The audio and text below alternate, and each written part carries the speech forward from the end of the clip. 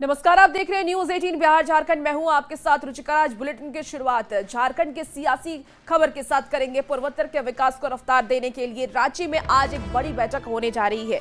केंद्रीय गृह मंत्री अमित शाह के नेतृत्व में आज से आधे घंटे के बाद पूर्वी क्षेत्रीय परिषद की 27वीं बैठक होने जा रही है, जिसमें झारखंड सहित 4 राज्य बिहार, बंगाल और उड़ीसा के भी प्रतिनिधि शामिल होंगे। झारखंड से सीएम हेमंत सोरेन, बिहार के दोनों डिप्टी सीएम के साथ ही उड़ीसा के सीएम भी इस बैठक में शामिल होंगे और इस बैठक में करीब 20 एजेंडे पर चर्चा होगी, जिसमें पूर्वोत्तर के राज्यों के विकास और पिछली बैठक में लिए गए फैसलों पर एक्शन टेकन रिपोर्ट की समीक्षा के साथ नक्सलवाद, सीमा पर सुरक्षा, केंद्र और राज्यों के योजनाओं की धरातल पर स्थिति की भी समीक्षा होगी।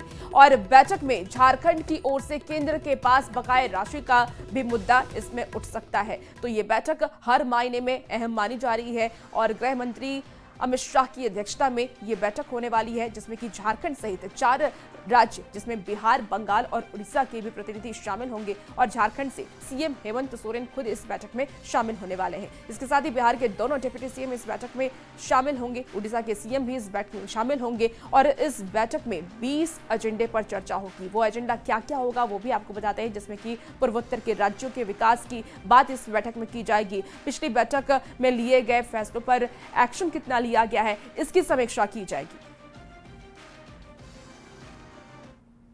पूर्वी क्षेत्रीय परिषद की 27वीं बैठक आज राजधानी रांची के रेडिसन ब्लू होटल में होनी है। खासतौर से बता दें कि गृह मंत्री की अध्यक्षता में ये बैठक होगी, जिसमें कि झारखंड के मुख्यमंत्री के साथ साथ उड़ीसा के मुख्यमंत्री भी शामिल होंगे, तो वहीं बिहार के 2 उप मुख्यमंत्री और साथ में बंगाल के मंत्री जो हैं वो शामिल होंगे। इस बैठक में खासतौर से 20 एजेंडों पर चर्चा होगी कि जिसमें कि बिहार और झारखंड के बीच जो खासतौर से अगर कहा जाए जो बोर्ड निगम को लेकर बंटवारे को लेकर विवाद है, जो अन्य तमाम मुद्दों को लेकर विवाद है, उन चीज़ों को लेकर भी चर्चा की जाएगी। तो इसके साथ ही बंगाल और झारखंड के मयूराक्षी जो डैम है उसमें जो जल विवाद है उसे लेकर भी चर्चा और मंथनों का दौर जो है वो चलेगा। इसके साथ ही डायल 112 जो क्विक रिस्पांस है उसकी क्या यथास्थिति है उसे लेकर चर्चा की जाएगी। तो साथ ही बता दें कि पोषण को लेकर खासतौर से जो बच्चियां जो कुपोषित हैं उनकी अद्यतन स्थिति क्या है, वर्तमान स्थिति क्या है, इसे लेकर भी इस बैठक में जो चर्चा है वो की जाएगी।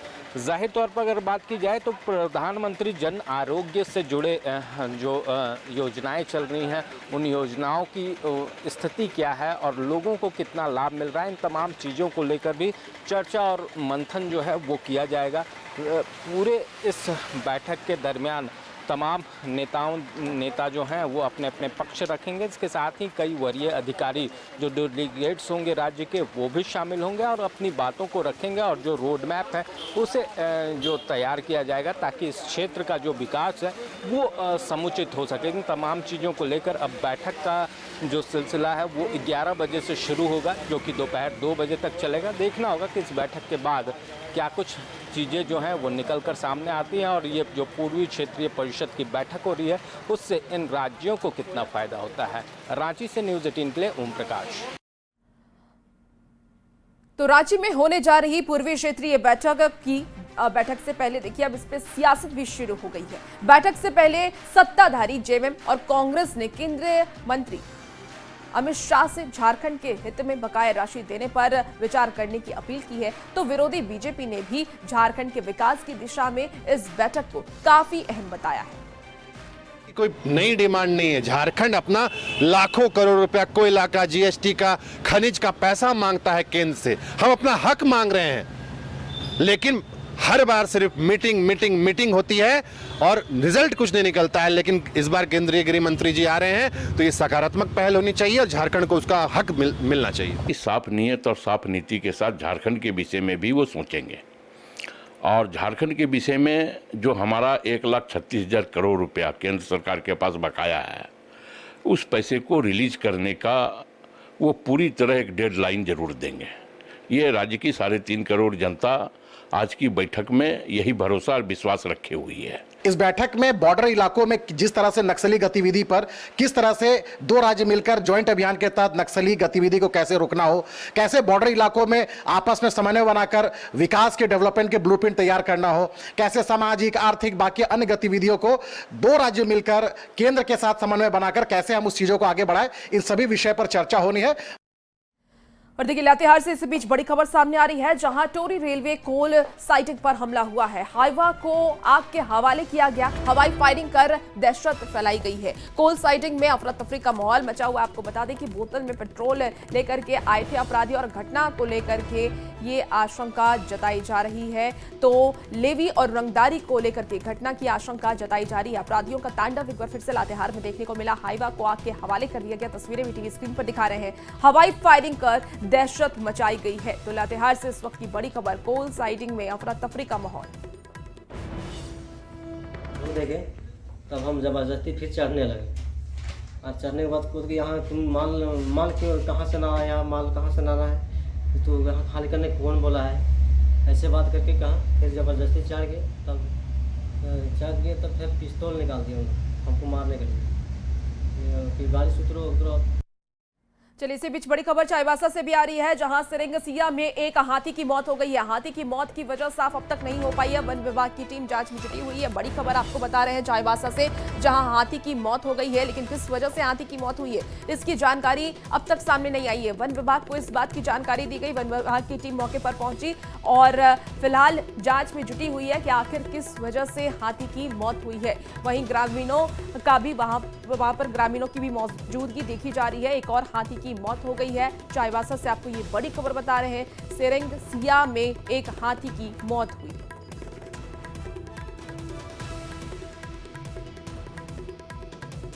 और टीम इंडिया के पूर्व कप्तान महेंद्र सिंह धोनी के द्वारा कैप्टन कूल उपनाम को ट्रेडमार्क करने का प्रयास कानूनी जांच के दायरे में आ गया है।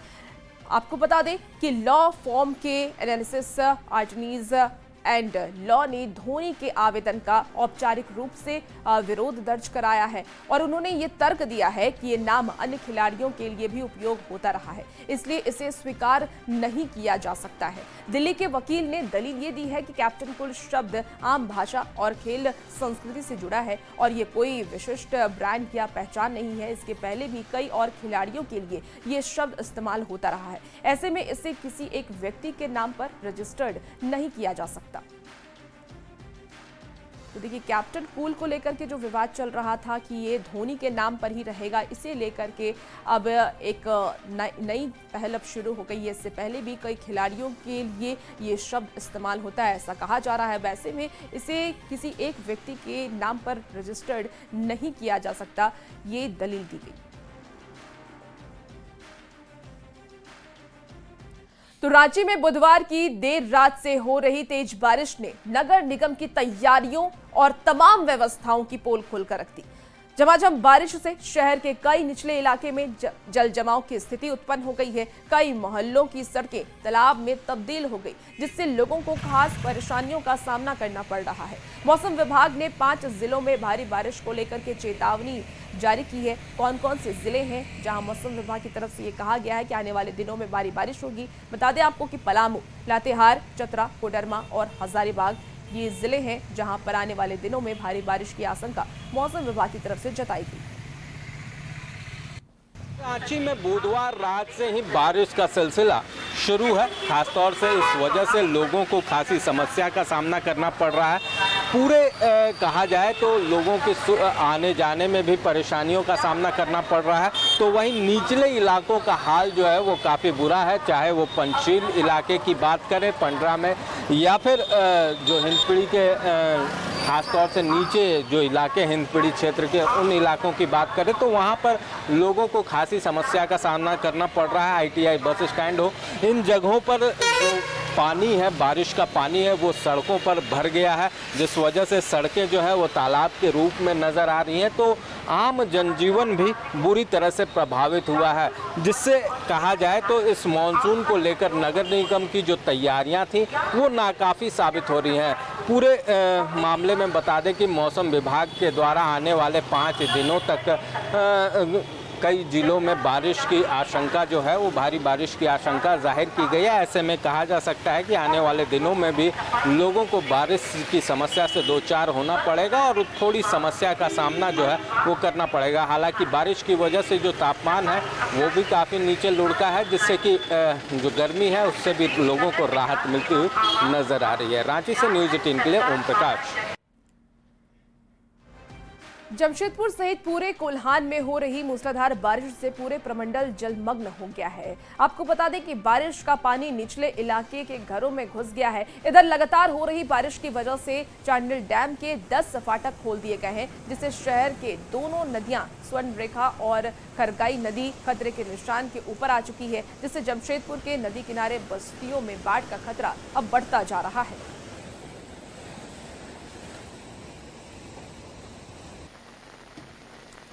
देखिए, झारखंड में लगातार हो रही बारिश ने बोकारो में भी व्यवस्था की पोल खोलकर रख दी है। शहर में कई जगहों पर सड़क पर पानी भर गया है, जिससे कि लोगों को आने जाने में काफी ज्यादा परेशानी हो रही है और हालात ऐसे हो गए हैं जिसको आप तस्वीरों के माध्यम से समझ भी पा रहे होंगे।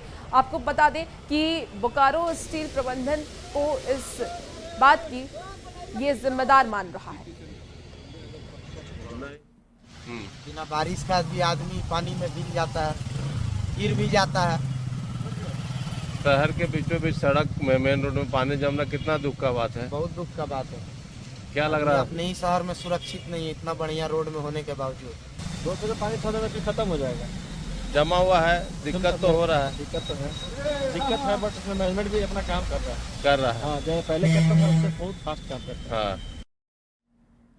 और इसी बीच बड़ी खबर जमशेदपुर से है, जहां एक तरफ शहर के लोग मूसलाधार बारिश से परेशान हैं, तो दूसरी तरफ छाया नगर में बने JNAC के आश्रय गृह में अचानक किन्नरों ने धावा बोल दिया और आश्रय गृह में रह रहे बुजुर्ग को बाहर निकाल दिया। किन्नरों का यह कहना है कि जिला प्रशासन की ओर से जगह उन्हें अलॉट किया गया है। उन्होंने जुस्को से कहकर के इसे दुरुस्त कराया है, लेकिन जबरन यहां बुजुर्ग को रखा जा रहा है। आश्रय गृह में अभी 19 बुजुर्ग रह रहे हैं। हालांकि SDO के निर्देश के बाद किन्नर वहां से वापस लौट गए। किन्नरों ने प्रशासन को 24 घंटे का अल्टीमेटम भी दिया।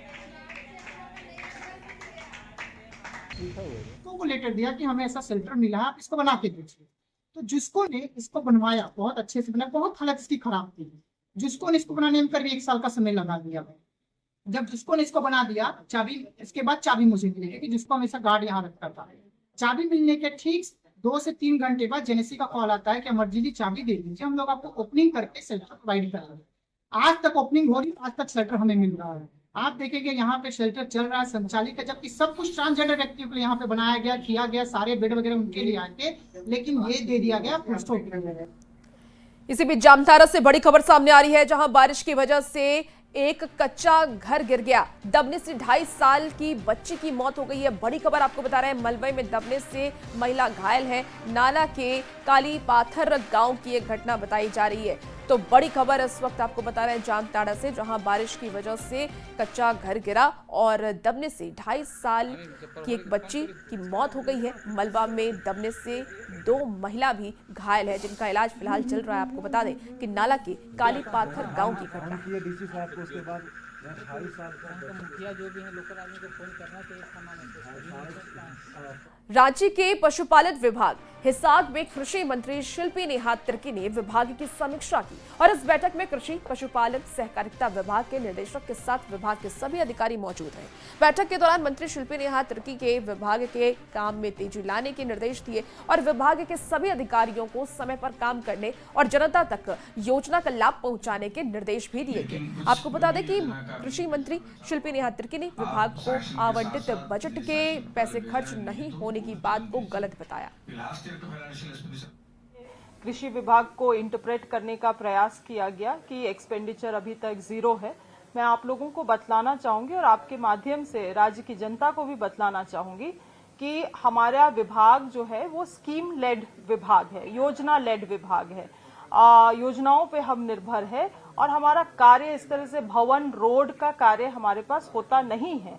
तो जब तक हम लोग स्कीम्स को लाभुकों तक नहीं पहुंचाएंगे और वहां से बिल नहीं जनरेट होता है जिला से, तब तक ये पेमेंट संभव नहीं है।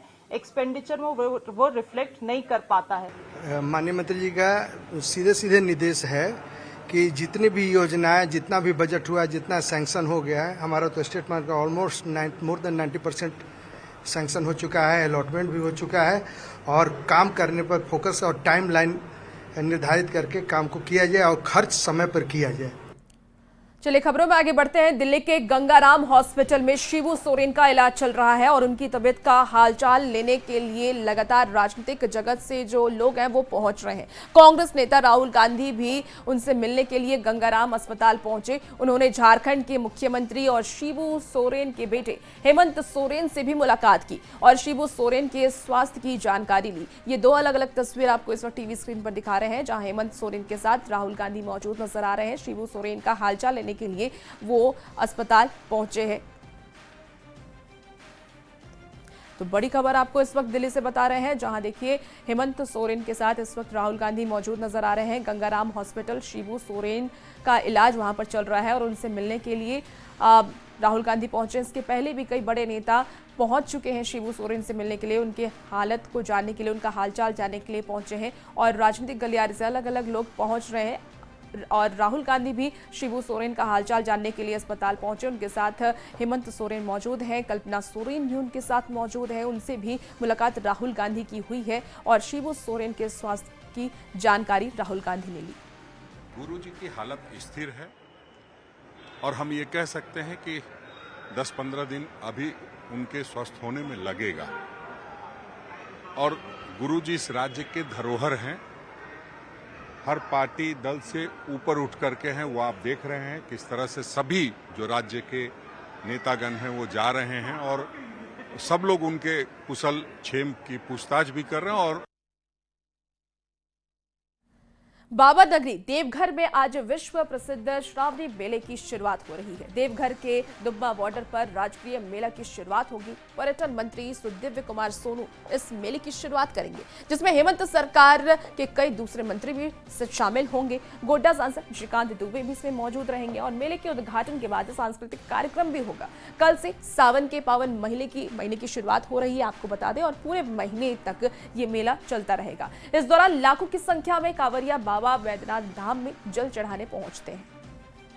विश्व प्रसिद्ध श्रावणी मेले का आगाज आज से होने वाला है। दुम्मा बॉर्डर पर आज श्रावणी मेला को लेकर उद्घाटन समारोह रखा गया है, जिसमें पर्यटन मंत्री सुदीप कुमार सोनू पहुंचने वाले हैं। इसके अलावा कई मंत्री भी पहुंचने की जो है संभावित दौरा उनका भी है। आपको बता दें कि 1 महीने तक चलने वाला आस्था और समर्पण का यह मेला सुल्तानगंज के उत्तर वाहिनी से गंगा जल लेकर लाख श्रद्धालु पांव पैदल यात्रा कर बाबा धाम पहुंचते हैं और बाबा पर जलार्पण करते हैं। कांवरियों के लिए तमाम सुविधाएं मुकम्मल कर दी गई है। रहने, खाने, ठहरने के साथ साथ पेयजल, स्वच्छता का विशेष ध्यान रखा गया है। तो कुल मिलाकर श्रावणी मेला का उद्घाटन आज से है और कल से देवघर में बोल बम के नारे गुंजायमान होंगे। चारों ओर बोल बम का नारा है, बाबा एक सहारा है, सुनने को मिलेगा। देवघर से मनीष दुबे की रिपोर्ट। विश्व प्रसिद्ध श्रावणी मेले का आगाज होने जा रहा है। श्रावणी मेला में दुब्बा बॉर्डर से लेकर के खुजूरिया कांवरिया पथ पर कई सेवा शिविर लगाए जाते हैं, जो सेवा और समर्पण का एक मिसाल देते हैं। वहीं देवघर की रहने वाली किन्नर अखाड़ा से महामंडलेश्वर राजेश्वरी नंदगिरी इस श्रावणी मेला कांवरिया पथ पर सेवा शिविर लगा रही है। महामंडलेश्वर किन्नर अखाड़ा राजेश्वरी नंदगिरी से खास बातचीत की न्यूज़ 18 संवाददाता मनीष दुबे ने।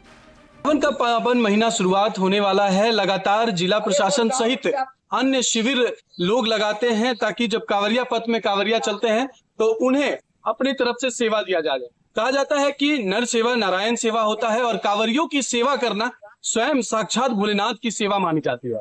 ये तो कई कांवरिया पथ पर आपको शिविर, निःशुल्क शिविर दिखेंगे, लेकिन ये खास शिविर हम आपको दिखा रहे हैं जो आज लग रहा है। ये महामंडलेश्वर राजेश्वरी नंदगिरी के द्वारा लगाया जा रहा है। किन्नर अखाड़ा से ये महामंडलेश्वर बनी है और इनकी जो पूरी टीम है ये 1 महीने तक यहाँ पर शिविर लगाएंगी और जो कांवरिया है उनको निःशुल्क क्या कुछ सेवा देगी। हम सीधे महामंडलेश्वर राजेश्वरी नंदगिरी से जानते हैं क्या कुछ इस बार आप लोग विशेष व्यवस्था कर रहे हैं। ऐसे तो आप सेवा करती ही है, समाज सेवा में जुड़ी रहती है, कांवरियों की सेवा का ख्याल कैसे आया है और किस तरह से क्या कुछ यहाँ व्यवस्था रहेगी? पहले तो ओम नमो नारायण, जय श्री महाकाल। मैं राजेश्वरी नंदगिरी महामंडलेश्वर झारखंड रेगवा से बोल रही हूँ। देखिए, मैं तो हर एक सावन में सोमवार को मैं हम लोग स्टॉल लगाते थे और बम का सेवा करते थे। और इस बार जब से मैं महामंडलेश्वर बनी हूँ तो मैं बम के लिए फ्री रहना, चाय, फल, शरबत, पानी सबका व्यवस्था करी हूँ। और ये देखिए, सेवा करना मतलब हम लोगों के लिए मतलब बहुत आनंद आता है और बहुत खुशी मिलता है। और हम लोग पहले से तैयारी करके रखते हैं कि सावन जब आने लगता है तो हम लोग का मन में एक मतलब ऐसा उमंग आता है कि हम लोग बम का सेवा करने जाएंगे, ये तैयारी करते हैं, वो तैयारी करते हैं, मतलब बहुत खुशी मिलता है हम लोग। कांवरिया जो है वो घायल हो जाते हैं या जिनके पैर में जख्म हो जाता है, उनके लिए भी विशेष व्यवस्था इस शिविर में रहेगी। मनीष दुबे, न्यूज़ 18 देवघर। फिलहाल इस बुलेटिन में इतना ही। खबरों का सिलसिला न्यूज़